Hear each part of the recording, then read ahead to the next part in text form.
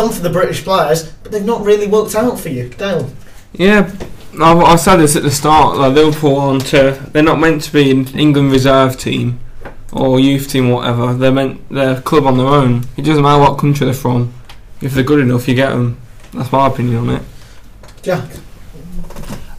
I always think it's good for teams in the English Premier League to be kind of an academy, if you like, in its own way for the English national team. I'd just like to ask you, Dale, your thoughts on the future of Anfield as a stadium. You know, as a Liverpool fan, would you like to go down perhaps the route of sharing a stadium with Everton? No, I don't. Don't think Liverpool fans will be happy with that. I don't think that option's actually available, because it was Everton. It was for a time being. Well, it was Everton fans who want. Well, it wasn't Everton fans, but it was Everton who discussed with Liverpool rather than the other way round. Liverpool have the finances now to get a new stadium of their own. It's Everton who are struggling. Bill Kenwright, and let's talk about Everton, because David Moyes has done miracles with them. He keeps selling the great players: Mikel Arteta, Joleon Lescott, naming but a few. You know, they're going in the summer, according to reports. Phil Jagielka, he's on his way out. When will Everton be able to spend? But they keep saying that Kenwright's trying to find a new owner, and he's saying he can't. But then when you see clubs like Leicester and QPR getting taken over, it can't be that difficult for Everton, who are a good club. Yeah, they are. And like, they got Jelavic and they got Gibson, but when you look at it, as in an upfront cost, they've spent around 4 million, and they've sold Mikel Arteta for 10. So there's 6 million there that's disappeared apparently, because there's no more fees apparently for the summer. But so who do you think would be interested in going for Everton? I.e., you know, a type of person, a Sheik maybe, I don't any like businessman wants to get into sport. You can see they've got a good fan base. They've got good history. They've got a good manager, decent players with a bit of money. You know, they're finishing like top half of the league most seasons. Well, most seasons they got into the Champions League. Exactly. A few years ago. Pardon me. So would you see, you know, Reading have just been taken over by a Russian billionaire, and yet Everton can't get an owner? It's a bit. I find it bizarre. I think there's something going on that we don't know about.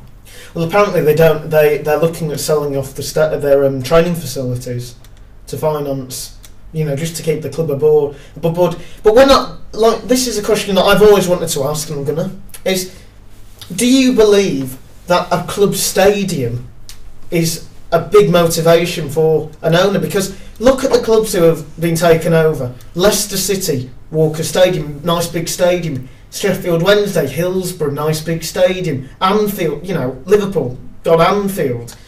While teams like Everton have struggled immensely and QPR for a time couldn't seem to get an owner.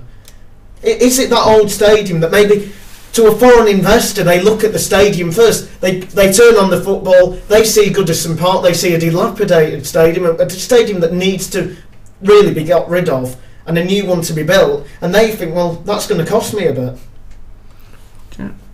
I think you're absolutely right there, because it is about the whole foreign investor movement into Premier League clubs. It is about the glitz and the glamour, and you know, they don't have. That's why, you know, Roman Abramovich, you know, he bought Chelsea, not like Liverpool. You know, Chelsea, glamorous area, you know, Anfield, you know, in a rundown part of this. It's that type of. So I think you're absolutely right with that, Tom. Interesting thoughts. Right, should we go to our next segment? Well, I will just say, actually, Zlatan Ibrahimovic has not bought Liverpool or Chelsea. Roman Abramovich. It's Abramovich. Roman Abramovich. Yeah. You said it. I'm pretty sure you said Roman Ibrahimovic. So. Oh, did I? Oh. Yeah, it wasn't Zlatan's older brother or something who's bought it. But sorry, I meant Abramovich. You meant Abramovich. I meant Abramovich. We knew what you meant. Just we don't want someone to be listening and thinking, God, Zlatan's got a bit of money nowadays. It's been a long day. It's been a long day. It's been a long show. But anyway, The question that I would put to you is Leicester City, Dale. You're from Leicester, big fan of the club, I believe, and well, you seem to be when they're winning, but that's a different. Wait a minute. Do you feel that the owners have done the right thing, because they got Sven in, he's gone. They got players like Yakubu in, who didn't, he did all right, but he went, gone to Blackburn, done absolutely incredible. You brought players like Jermaine Beckford in, paid him a lot of money in terms of a wage, paid a £3 million transfer fee for a guy with 1 year left on his contract. Do you feel that Leicester are spending the money wisely? No, I don't think they are. I think we should have got Sven until the end of the season, because they brought Pearson in. They're not his players. And you can't be successful. Look at Man United. Yeah. 20 odd years with the same manager. It took him 3 or 4 years. Well, he was on the verge of being sacked if you listen to the right people, at one point.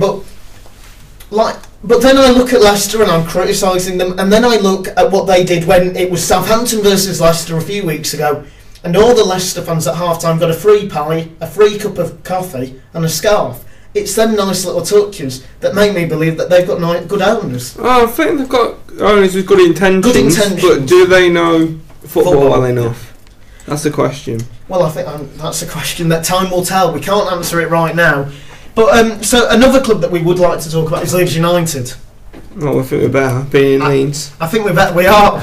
As Dale says, go on, Dale. Well, we are Leeds. That's Leeds impression. That's going to offend everyone. Well, that was accent of the week, I suppose, because really that is the worst thing I've ever heard. I'm from Leeds myself. Yeah, and I support Man U, so you're going to probably call me a hypocrite, fans, but I don't care, because I like Man U for their football, and I'm actually a big Celtic fan as well. And me and Jack aren't going to say anything on Man U for legal reasons. But so Leeds United then. Do you feel Ken Bates is doing the right thing in sacking Simon Grayson? Do you feel that was him saying, get rid of Grayson, he was the scapegoat? Not my fault, it was him.